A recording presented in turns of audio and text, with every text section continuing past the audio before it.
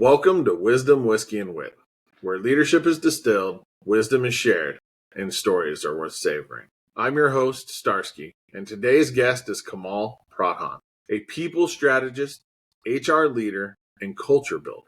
Kamal has worked across industries and countries, from hospitality and healthcare to consulting and tech.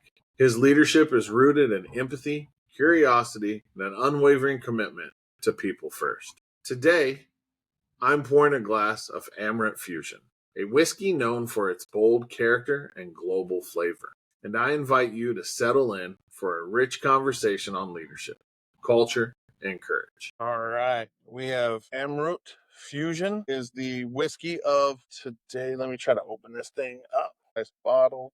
Looks good. Wait, gotta take the seal off. This is a single malt whiskey fusion. Smells strong. They actually make some of this, some of the barley and stuff that in the Himalayas and in Scotland, and then they bring it back. Well, what are you drinking today? So, as we were briefly talking about that drink Starsky, right, and what it truly means. In Sanskrit, Amrit really means the nectar of the gods, or the drink for immortality. And what I'm drinking right now is um 99% of what you have, which is water. You could call it as Amrut as well. And then it has a hint of lemon in it. So I'm the closest, you know. So yeah, that's what I'm drinking. Wow. No, like I've always said to all the guests and everybody, it doesn't matter what you're drinking as long as we're sitting down and having the conversation. This is really good. It is very, very smoky. Smokier than anything else I've ever drank. It's good. So come on. I've introduced you. Tell us about yourself. Thanks, Starsky, for having me, first of all. I think as you age, right, you start learning that life is fragile and there's a limited amount of time. The way I've been introducing myself in the last 15, 20 years has changed. So today I'm going to kind of take a different angle. I think I'm a simple guy, just trying to do the best in life for me, for my family, and the community. My profession happens to be around people, culture, and technology. My personal, I want to say, mission and my personal values that define me is really being part of a community that where I can add value as a neighbor, as a friend, as a colleague. So, in simple words, I think I'm a very normal guy from Nepal. Been living here in the States for about 20 plus years now, and blessed to be here, blessed to be talking to you, being part of the same community that you and I are. And that sums it up. Yeah. No, definitely. And so I guess one of my questions is like, what drew you into HR? Like, how did you, like, who says I want to be the HR person in a company? Because it's about as unloved as the asset protection and loss prevention field um, in any company. It's like there, you get joy out of it somehow, some way, but like, what drew you to it? So I was reading this article, and our new pope, right? And they were kind of interviewing his brother, and the new pope actually knew from, like, I think, first couple of years, from childhood, that he wanted to be a servant of the Lord, and he was playing with the Christ idol and all of those things. And there are very few people, I think, they know exactly what they want in life. For me, HR was never I hadn't even thought about HR, in a million, I want to say, miles. Like that was just completely a different planet for me. But what was common was I was always intrigued by people. I always wanted to be around people. And it's just that I won't just define it as extrovert, right? But it was an accidental thing where I grew up seeing my parents work for a power company. Being from Nepal, it was very rich in mountains and the water, and you had that kind of landscape that you could produce a lot of hydropower, right, for electricity and all of that. And since they were in that field as well, I was like, oh, you know what, I'm going to be an engineer, electrical engineer, and that's probably where I'll do it. And that's where I pursued my career. I mean, academics as well. And then I think when I graduated, it was the financial crisis timing. It was not the best time, and I ended up taking on a different role, just having minors in computer science and stuff. It was just a reporting data and analytics role for HR. And it was accidental, right? And then I think one project led to another. And the more I started getting myself involved, it was like the benefit sides, right? Just of HR is how do people get insurance? How do employers actually provide this? What are the mechanism from the technology, data, and the actual business process? So I got to see over the first 5 to 7 years on the whole employee life cycle. And I was working with HR leaders, and what came about was, yes, technology was my strong suite, but I fell in love with the people aspect of it as we're actually helping people to live better lives, you know, the yes, it sounds like the administrative pieces, but there's so much like, when you have a kid, it's a life event. That's where HR big shines, right? Because that's such an intimate conversation with an employee and an HR person to say, hey, I'm about to have a baby. I'm going to go on a leave. How can you help me? And HR steps in. So I think these moments really kind of was defining for me to say, I actually love being in HR, love being part of helping companies, but more so the people. And that's how I ended up in HR. And I think that you just don't fall in love with something over the course and say, "Oh, I just love this." There was something always along the way where I kind of started with saying, I like being around people. I liked helping them. And the otherwise, I've been so fortunate and blessed where so many people have touched my life and blessed me in small and bigger ways, right? So I think HR is that bigger family aspect when you think about companies, right? Yep. So yeah, that's a longer version of my answer, but Yeah. here I am. Yep. No, I understand where you're coming from. HR is not always the big bad wolf, and stuff like that. And I kind of had a similar thing as a soldier. Is my first daughter was sick and was sent off to uh, the Alabama Birmingham Children's Hospital. And I was a young soldier, and I didn't have any leave or anything like that. And my commander actually had me go, and my place of duty was to be by the bedside of my daughter. And I was there for about a month and a half. And all I had to do was call in every Friday to him and give him an updated status on my daughter's progress. And that's what solidified for me being a soldier and taking care of other soldiers. And I understand that there's little pieces along the way that touch your heart, and that draws you into a career. That's definitely. And like I'll say the same thing happened with well, I'm with Genuine Parts Company now. Is I had just started the company, and my wife had actually got diagnosed with a tumor on her spine, and she had to go to surgery. And all the way in San Francisco, we lived in Hawaii at the time, and I didn't know what to do. And I literally told my boss that I was going to take a day of unpaid vacation and then fly to San Francisco, be there for the surgery, and then fly back so I could be back to work on Monday. And he said, "No, you're not." He's like, "Take your laptop, take everything. You'll work remotely from San Francisco." So I got to be there the whole 2 weeks that my wife was there to have the surgery, recover, and everything, and ship back. And that's kind of what solidified him and HR taking care of me Mhm. in my company to continue with this company and stuff like that. So I think HR really does have an integral part in shaping people's careers and whether they leave or go an organization. So beautiful said. And both your life events, in a way, Starsky is I think only you and your family know how, sensitive and how hard, right, in both instances. And I think that it's easy to really downplay any career or profession, even, like I think like you've by the way, I'm gonna slightly add this. So when we first met, and I was like thinking if Captain America was real, the movie and the character, it would probably be Starsky in a way, right? So the way I mean, like, yeah, you could, I would say, oh, it still sounds cheesy, but if you, the two examples you gave me here, right, is you've kind of, and thank you for your service, by the way, Starsky, this has to be said, almost every time. And you were there for the country, and then you were also there for your family, right? And I'm just thinking to myself, like, that's what Captain America does. That's what a soldier and that's what a true, I want to say, human being does is they they're there for people. And HR or human resources or people or culture, right? Those names, they were not coined in vain.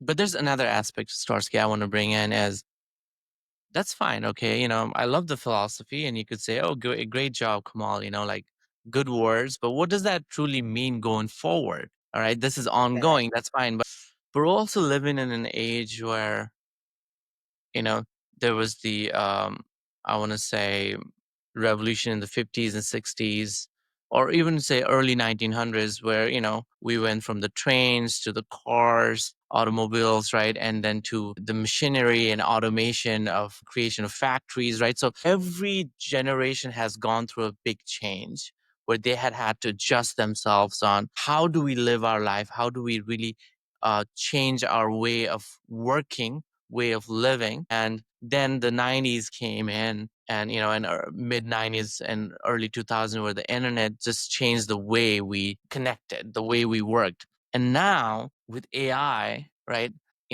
we're actually probably the last generation who are going to work like this, right? So why is HR so important? Why is people in culture? I think it's not just the current but the future. Is we are responsible as leaders like you, as HR functions, to really help what does the future of work look like, design that for our newer generation, a generation where AI is going to have a very heavy hand. And how do we coexist? What does it mean for policies? What does it mean for the life itself on, and then I think that I'll throw in a stat is our parents, earlier generations, they've had careers where they had one or two jobs maximum, right? And they were there for 20, 30 years. Now that changed to probably 5, 7, maximum, right? The average. And now the stat for the new generation is they're going to have a minimum of 18 jobs in their professional life. So how do we shape that? How do we help it be better? I think that's what keeps me going in the HR field, is the technology side, the ways of working kind of help shape that. So that's why we need the drink, Starsky. We got a big mission ahead. I agree. I agree. So you've had some really, really bold transitions in your career. You kind of went from I think you were in hospitality and then you're in technology. Like, how did those transitions happen? And how did you calculate the risks? Because we're talking about the next generation and having 18 different companies that you work for in a year. How do people calculate those risks so that they don't set themselves back? It's a great question. For me personally, Starsky, right? I was actually, during the recession, getting a job was the biggest thing as people were getting laid off, and it was not the best times. It wasn't by choice, right? It was by compulsion, and so there was no calculation in there. I think it was just almost like I want this job to last as long as it can, and then I was working for oil and gas, and then the contract ended, and I was like, okay, I got to switch. And I was working for this company, AMC Theaters, and that was really around entertainment. And so I think there are two ways to look at it, and for individual in my mind is one is you think about, I just want to keep doing what I'm doing. If I'm going to use being a janitor as an example. Just doesn't matter what company I work for, I'm going to do this job right, and I continue to do that. I think for me, that was the simple philosophy is how do I keep learning and be better, but also address the value. And then um, the other side that I've seen people who continue to not just um, have a long span career, they pivot to your point and they learn is I kind of saw that it was like I was trying to learn the industry a little bit, you know, in terms of, okay, you're working in oil and gas. If you think about it, it's a very, I want to say Texas is big in that, right? If you think about state. So it was very like regional. When I moved to AMC Theaters, not very global, but it had theaters in Japan and but it had people in every single state. And when you were thinking about operating a business like that, especially around human capital, like if Starsky were to move from Texas to New Hampshire has different insurance policies, right? Insurance is different altogether. And so you had to really, so I was really looking at the business and the way how the human capital had to operate. And so I was learning the skills of the trade, but I was also learning the business. So for me, I think it was I didn't have a plan 5 years, 10 years down the road. It was like, what can I learn? And that kind of, brought me to a point where I could put this together. So if you're a CEO or a chief people officer, how do you manage your employee population the best possible way, keep the talent, right? And so I think that was my angle, rather than saying, oh, I'm going to be a developer 5 years and then I'm going to be a manager and then I'm going to be, so and so.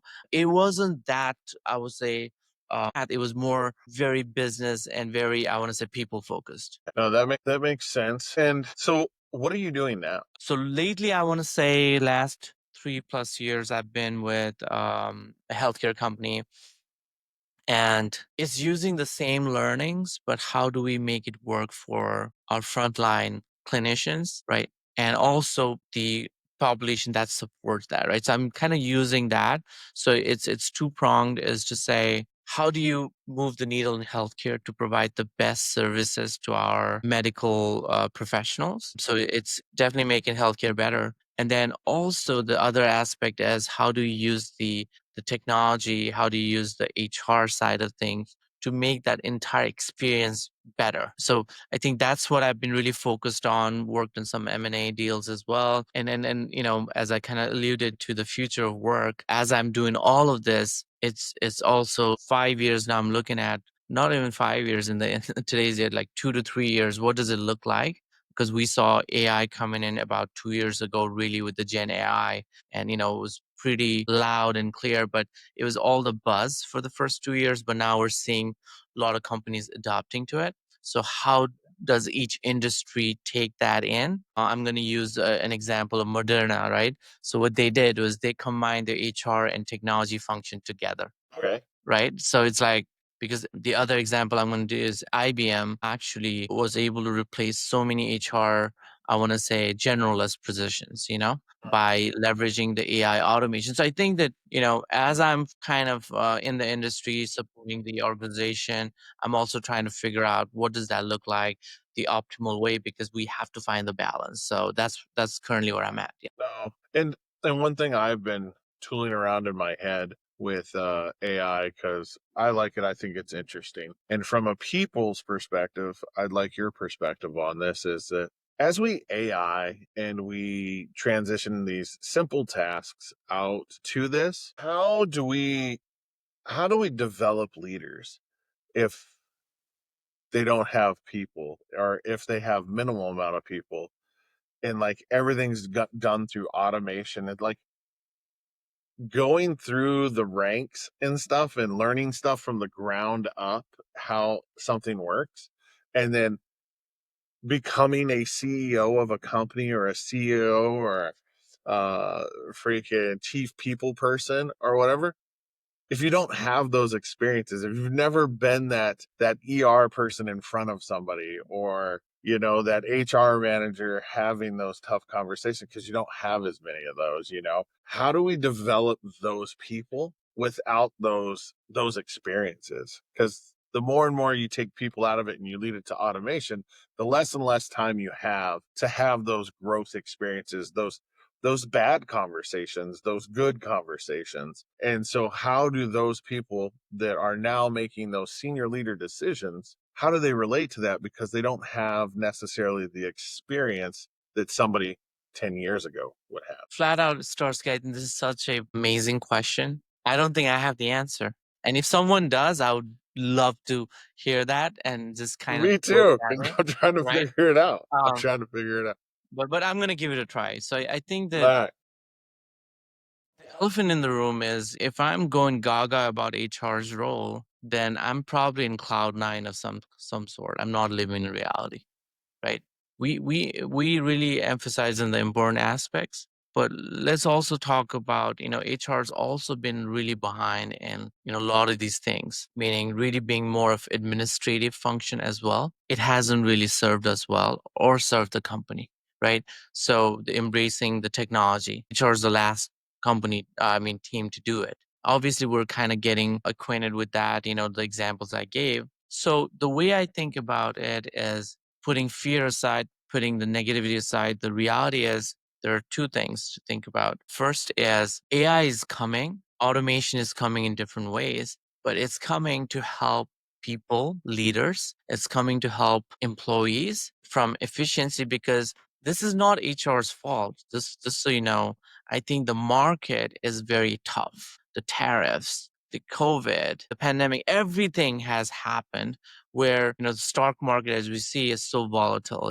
and the message is do more with less, right? So you kind of have to figure out how best, how do we do it the best possible way and find the efficiency. So I look at as these automation tools. So I'm going to give an example to say, if I was, reporting to you and you had another 10 people, your full-time job is just going to be managing us, right? Helping us. But now AI comes in and says, all right, I'm going to be assistant. All right. Instead of doing performance review and writing those and all year round and then the mid-years and the goals, right? Can that help you and help us like kind of find what are the wins? What are the, feedbacks? The construct. So I think those are the pieces. Now, AI helped us. AI is also going to help HR to say, all right, we're going to be able to parse that data for Starsky and his team, right? So now HR doesn't have to step in every. So the critical conversations, that's when HR comes in. So it really becomes strategic. Now, the piece that you talked about is how do we develop those leaders? How do we have the human element? And how do we, I think that's the piece that AI is not going to be able to get there.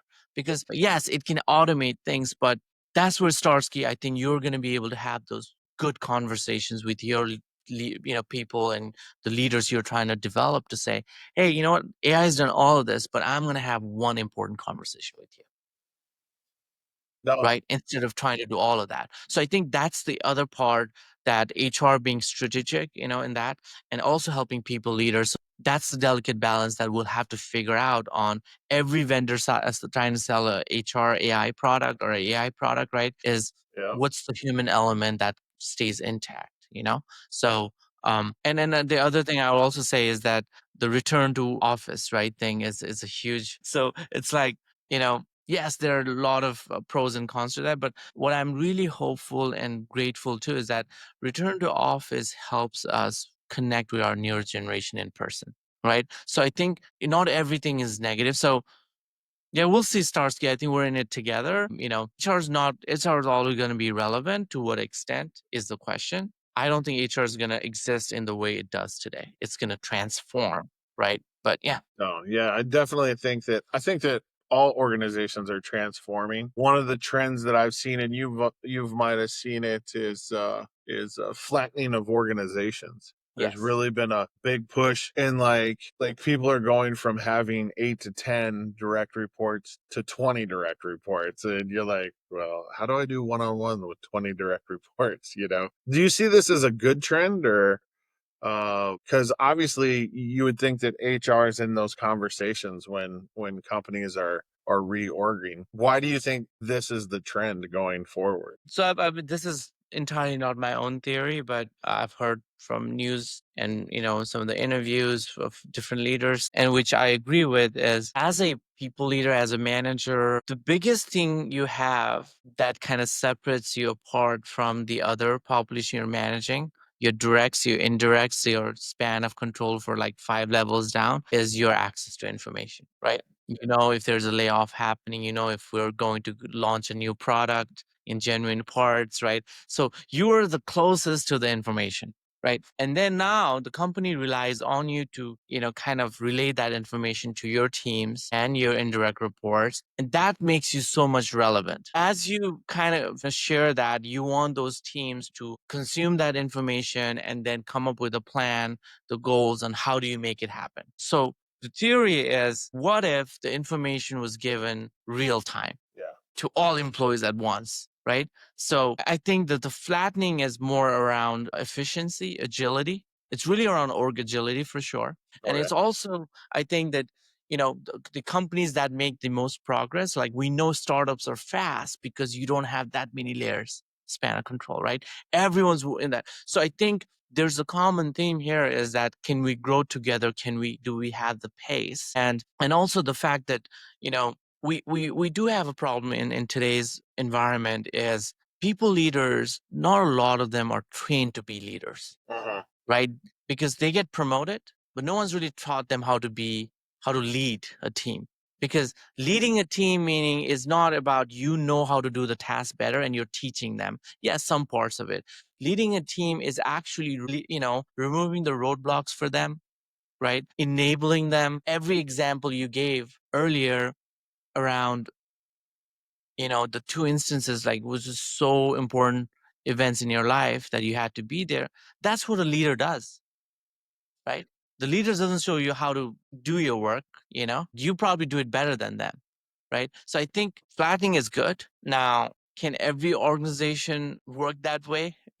Is a different question. I think you have to kind of find the balance. But in my mind, I think the information relay and the agility and the pace, I think that those are all the few things I can think of why this has been happening in the industry. All right. What I always hear HR say this, leading with heart, right? Like that seems like a theme that HR feel. Like, what does that look like in day-to-day leadership? Plain and simple, I think that it's really good to put a lot of these lovely words on piece of paper, you know? I think leading with heart is something for me is you're being authentic, number one, right? Because in the workforce, the teams that you're managing are probably smarter than you, probably have more life experiences than you. So I think that being genuine and being able to listen when they're addressing things is as simple as that for me, Starsky. Because, you could probably manage down, manage up for some time, but they're going to catch on to it sooner or later, right? And I think that can you be genuine enough to say, "Hey, I don't know. Let me find the answer for you. Hey, I heard you. Here's what I can do for you." You know, it's just being the voice that is a collective voice, listening to your teams and being also courageous where, sometimes you have to protect your team as well. And sometimes being transparent to say if there's a layoff happening, hey, things are beyond my control too, but I'm going to help you with skill development. If I can't promise you a role 18 months down the road, right, because of a layoff, I'm going to try to help you make connections to other peers, right? So I think being transparent, I think those are the things that, in my mind, leading with heart, leading with integrity, being authentic, right? So that comes to mind. Are all are all people leaders like that? Absolutely not. And I think that's how where we have to teach them. And there'll always be bad apples. But yeah, I think that's for me, that's always resonated. Yeah. So one thing that I always try to teach my people, because we do investigations and we do interrogations and stuff, is being a better listener, right? When you're in there listening to that stuff, how do we teach leaders to be better listeners instead of listening to react and listen to understand? It's years, Starsky, probably months. You know that, right? This is the thing that what we've done is it's not as simple as that. When people are talking, you just have to listen. But how do you emulate that in a workplace? Because you have diverse cultures, different upbringing. So a lot of times I think you have to, I'm going to kind of zoom out a little bit and kind of say for an organization, you need to know your gaps, your leakages, I would say, is how far are your employees off from how far your people leaders are, of an understanding that, a simple survey that kind of says, do you feel being heard? And that difference, right? Maybe one time is probably a fluke, you do once a year. But if you're doing it like 3-4 quarters a year, and then that that divide is higher, you have to address it with training. So we've used companies like Life Labs Learning, and it's really focused on not like you go through a course, but it's so interactive. It's so, I want to say, you're playing a part and you're really trying to see, here's the situation, right? So I think that's the first thing I would say at a high level, as an enterprise level. But this is also a cultural thing, Starsky, is do you have a culture of listening, or do you have a culture of hierarchy where no one's being heard? And I think that you can only teach in environment where the culture supports it, right? Or else you're actually trying to preach a group of people which will sound completely contradictory to what your company is doing. So I think that I always like to kind of, it has to be a top down approach in my mind. And not to say that, you can still be a great leader even if the company environment sucks and try to protect, but those things don't last long. Yeah. No, I get that. I think as I grow in my career and everything, I try to create culture. Now I have 4 time zones, which is crazy trying to coordinate all that stuff and work out my own work life balance. So like you've obviously worked at the global scale. How do you do that kind of stuff to build a culture when everybody has one, like you said, different cultures where they grew up when you're going across the world in different time zones and all that? Like, how do you make a cohesive culture with so many different elements involved? That's a great question, Starsky. And I think the last question, this one ties well together because, how do you teach people to listen? How do you teach your leaders to listen more, right? I think it's so ingrained with the culture. For me personally, what has worked is two things. First one is being vulnerable. As a leader, you shouldn't shy away from being vulnerable in terms of if I'm doing a town hall, if I'm presenting to my teams. If I'm worried about something, I can share. I mean, you have to find the balance because what it does is if you make a mistake, you always want to try to be that perfect person. That means you're not going to get the real element from all of the effort. So I think that I allow mistakes to happen and that creates a team where they feel like this is a safe environment, right? No matter what culture you're in, because that creates the learning.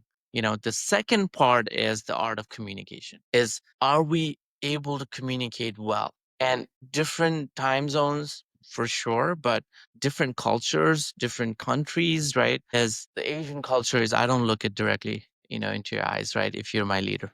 Right. And so, Starsky, are you going to change every hour? So you're meeting with an Asian peer colleague, right? And then you're meeting with a North American, and then you have, so if you don't look eye to eye, that means here in the Western side is like, oh, you're probably hiding something. Like, what is this person not telling me, right? But I think that as you're, what you have to set the guidelines, not rules, but I wouldn't say ways of working on, hey, let's get all of the basics clear for all of us. Be open as you start a team, since you've kind of just been promoted, by the way, congratulations. Thank you. I'm very happy for that, and is setting those ways of communication clearly to say, hey, I'm from the US, right? I may not know all of these things. You will have to educate me because I don't know. You're being vulnerable, you're also communicating well, right? The other person feels safe now. Then I think that creates the level of trust, right? The authenticity, and then you learn as you go. Doesn't It's not, that's the start. You've opened the door for all of you, including yourself, right? So I think what has worked for me. I've worked with the Russian population, I've worked with the Brazilian population, and I know that you have like beautiful people, beautiful cultures, right? But the Russian side is very conservative. That's not very open, and like they're not very, I want to say, expressive. But once you get to know them, it's like clear as crystals. Say, I want to do it. I don't want to do it. Don't tell me again, right? And then the Portuguese side is everything's happy-go-lucky. And it's like, is this like a serious conversation, or are we really having like a tough one?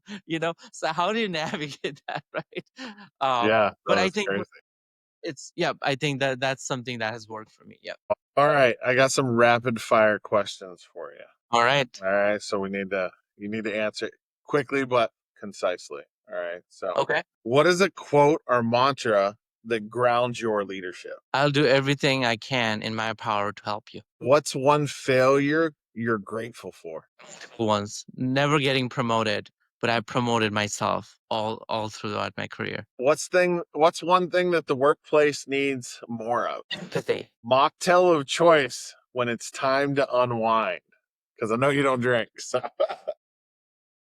I used to, but mocktail of choice for me is mint mojito. that's good. So I know we've talked about this in the past, resetting as a leader, right? And so talk to me about your adventure. I call it an adventure because it's like unheard of unplugging like this before.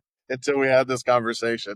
So talk to me about what it is and what it did and how it helped you as a leader or as a person, as a father, how it helped you reset what was going on. So what you're talking about, Starsky, is my experience early January at a 10-day Vipassana retreat. So before I go too far into it, I'm going to kind of answer what it is. So this is the teaching of Buddha when he actually got enlightened. This is from 2,500 years ago. And it is very scientific rather than, I want to say, very flashy or made up, where it's based on learnings that he experimented with on how to breathe well, how to observe your bodily sensations, how to be still, and not just do those technical things, but also practice, things like not eating things that inflame your body, that excite you. When a lot of those, right, lust, alcohol, violence, like staying away from that and then practicing this. So he did it for years. And then finally, he was able to come up with this enlightenment, but also this framework of meditation that he passed on. And in the first 2,500 years, first 500 years, it spread all over Asia and a lot of parts of the world. And then, obviously the history, right? There was a lot of religious conflict and it got lost. And there were some traditions still maintaining it in countries like Burma, which is Myanmar, right? To this day, that practice is alive. And the practice it's kind of shortened down from 2.5 months to a month, and now it's 10 days. So basically, what you do is you actually go to a retreat center. It's a donation base, you don't pay anything. After you're done with the retreat, you decide how much you want to contribute through money or through service, right? And that's how it runs. There's about 240 centers in the world. So there's a center here in Texas, to an hour away from Dallas. And you get in, you actually just unplug from your cell phones, you hand it over, no writing, no pen. And for 10 days, you're eating 2 meals, vegetarian, very clean. You're meditating 10 hours a day in different sittings, right? And then you're away from family and you're not maintaining eye contact, but you're definitely doing a group meditation. So that's what I did. I want to say inspired by my wife, and also she kind of supported me. She's done it before, and I'd always kind of put it off because voluntarily goes for that, right? So it's almost like me going to HR. I was like, I'm never gonna do that.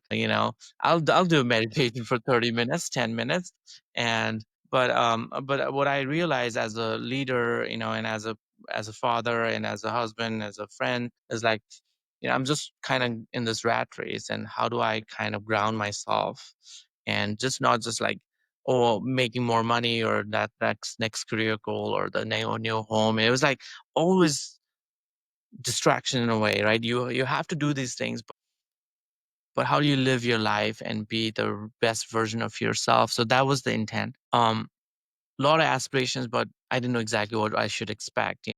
So I just went in there, and the first 3-4 days was, I want to say, not talking to anybody, right? Because you had pin drop silence. Was the easy part for me personally.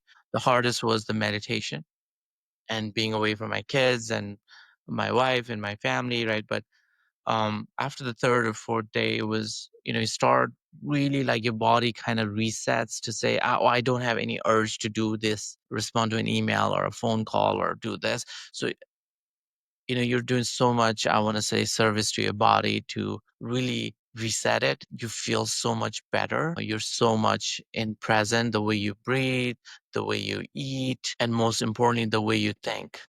And it's not easy as well because you go through a lot of emotions. So for me, that was a profound experience that I think that after the 10th day, you get out from the retreat center, the meditation center. So I'm so glad I did it. I think, will I go back soon? I don't know. Right. But I think that's kind of given me at least a reference point to say, yeah, no matter what you do, whatever works for you, right, is what are you doing to reset?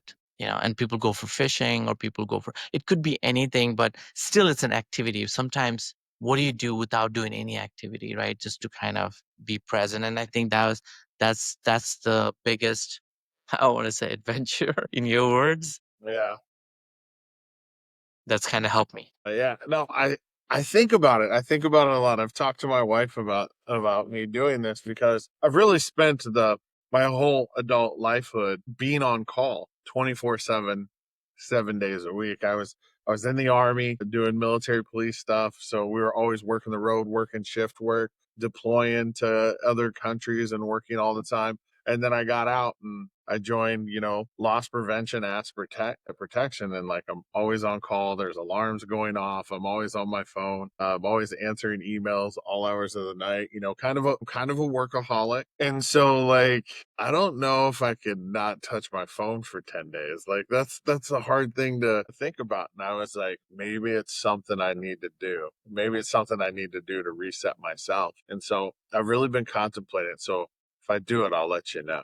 No So pressure, and I think that I don't tell everyone that they should do it. I think that if there's an interest, if there's the fact that you're talking about it, not Mhm. just with me, but you have these thoughts come to you and you share it, that and it's I just think that you'll probably do some variations of it. You'll do something. I hope you do that. I wish you the best, and hope the situations work out for you, because getting away from family for 10 days and everything is not something that everyone has the privilege to do it, right? Because we all have our obligations. But I also think that, life's learning actually comes through the hard choices. Because if we think back, if we always do the easy things, the way we've been doing, the way you can do it in autopilot, we are not growing. And your experiences that you share, the hard times that you had, the tough times you put in as a soldier, in the army, I think all those learnings probably have a tie to those difficult things that you would have never done had you had the choice, right? I'll share an experience for me was I always had this fear, of what would happen if I didn't get my next job, and which is so eminent today for a lot of kids graduating, and am I going to get my job? But the reality is that there's some so profound learning in those experiences that shape you to be resilient, and it actually, it's almost like that had to happen for you to be stronger, because had you always had a job, and that fear will never go away from you. No, I agree. I agree. That's crazy. That's deep. That's deep, Kamal. You're making me think even deeper. It's crazy.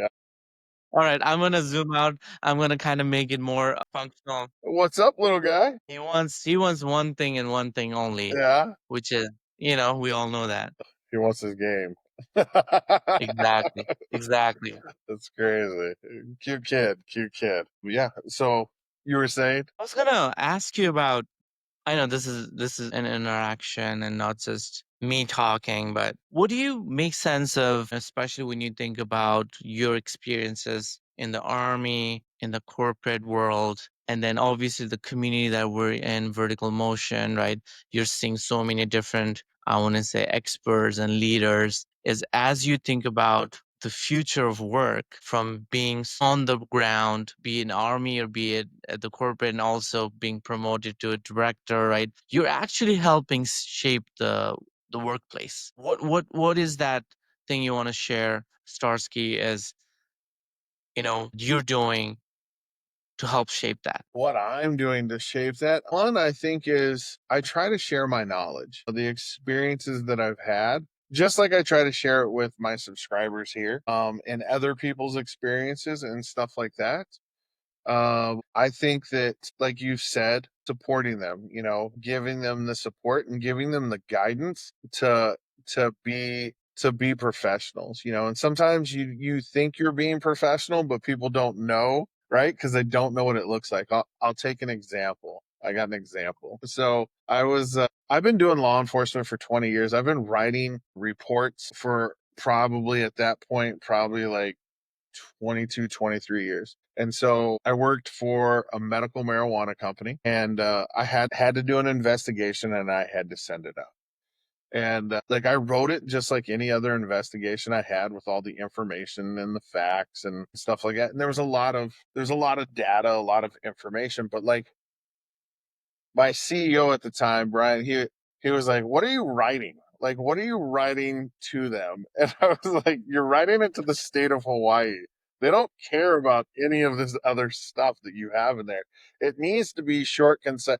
they have a short attention span, right? And so like I was I never thought of it like that. I just always thought of it as like you wanted to place all the facts in there, right? Like everything that was in there, and so that they could make and it's not that way, especially in the corporate world. Is there's a finite amount of time that leaders have to be able to read a document and understand what's going on in their organization, and teaching people how to get down to the nuts and bolts of what they need to tell in their investigation or in their story or in their email, so that they have all the pertinent facts and none of the jibber jabber that goes involved. And like because you can have a conversation with somebody like we're having right now, and like we'll cut this down into a conversation that's probably a page long, but like we're talking for an hour, right? And so like somebody else doesn't necessarily need all that information. They just want to know the highlights, if so that they want to know if they want to watch it or if they want to dig deeper. I find those things very intriguing and things that I've learned in my career. That's amazing, and I think that reminds me of a story or experience that I had. So growing up,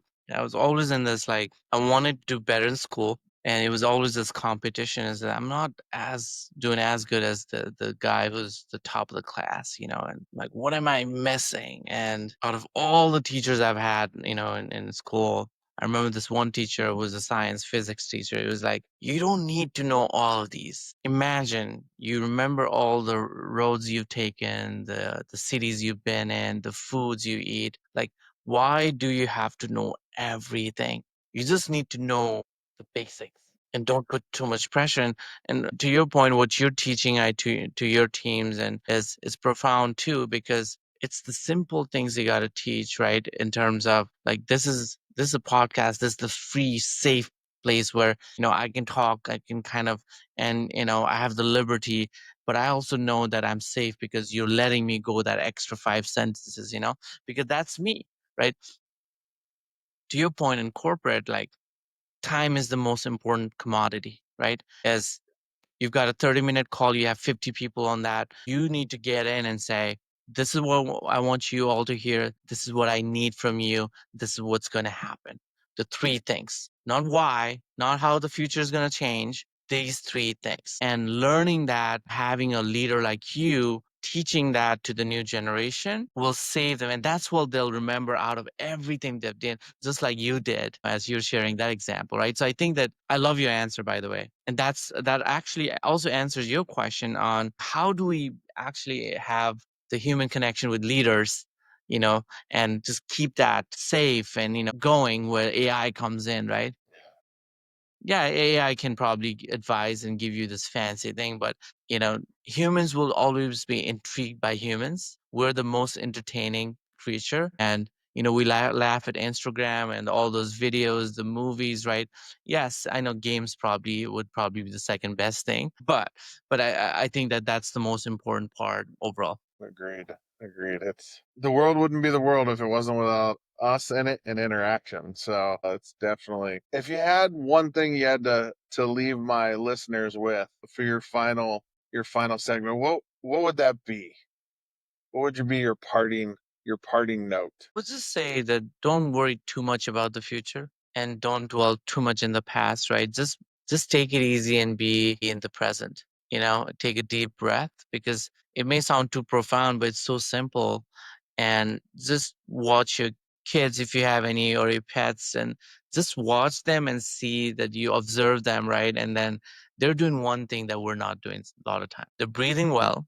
They're so in the moment and they're living that life no matter what the stock market is doing. I know we got to do our obligations, but you don't have to do it every minute of the day, right? So I would say be graceful, I think, and be present. That's all I can share. No, I agree. My wife tells me all the time to be present. Let's be present. Put your cell phone down. No, I Yeah, agree. yeah, and it also goes back to everything we talked about is what can leaders do? Be present, listen, be present, breathe, and enjoy that meal. Whatever you're doing, right? Fishing, be present there. You know what I mean? So I think that's the simplest thing is what we take granted for. So that would be my message. And thank you, Starsky. You've been one of the best hosts that I've kind of been on podcasts and interviews for. So and then I know you're going to live forever with the drink that you have. and then thanks to Kaleo who came up with that drink. But we're gonna kind of just do a segue, but I'm gonna turn it back to you. Yeah. All right. Well, I thank you. Cheers to you. Thank you Cheers. for being on the podcast. My pleasure. Thank you for having me, Starsky. Kamal, thank you for sharing your insight, experiences, and leadership wisdom with us today. Your commitment to people leadership first, cross-functional empathy is not only inspiring, it's essential. To our listeners, if this episode gave you something to reflect on, share it with a fellow leader, leave a review, or better yet, start a conversation. Here at Wisdom, Whiskey, and Wit, leadership is distilled, wisdom is shared, and every story, especially today's, is worth savoring. Cheers.